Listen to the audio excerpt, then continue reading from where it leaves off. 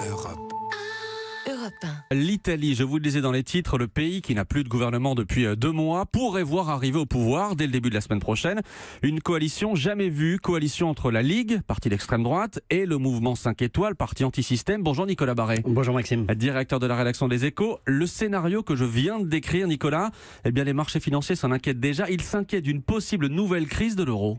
Oui, tout à fait. C'est un séisme politique que s'apprête à vivre l'Italie avec l'installation attendue lundi de ce gouvernement improbable anti-système réunissant dans une même coalition la Ligue, donc le Front National italien, et puis le mouvement 5 étoiles incarnant une autre forme de populisme plus à gauche. Scénario noir pour les investisseurs. Les taux d'intérêt sur la dette italienne sont en train de remonter en flèche.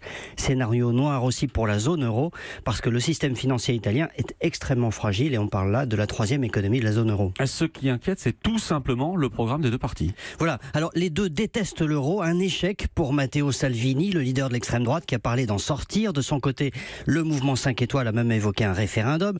Les deux veulent renvoyer 1,5 million de migrants chez eux sans vraiment expliquer comment. Les deux veulent aussi revenir sur la réforme des retraites qui avait pourtant permis d'assainir un peu les comptes. Et pour le reste, les programmes sont difficilement compatibles. La Ligue, très forte dans le Nord, veut des baisses d'impôts massives. 5 étoiles veut une sorte de revenu universel qui coûterait 50 milliards d'euros. Des programmes coûteux qui aggraveraient la situation financière de l'Italie et qui inquiètent dans toutes les capitales européennes. Vers un gouvernement anti-système en Italie, c'est le titre de l'article ce matin. Merci Nicolas Barré, directeur de la rédaction des Échos. Europe 1.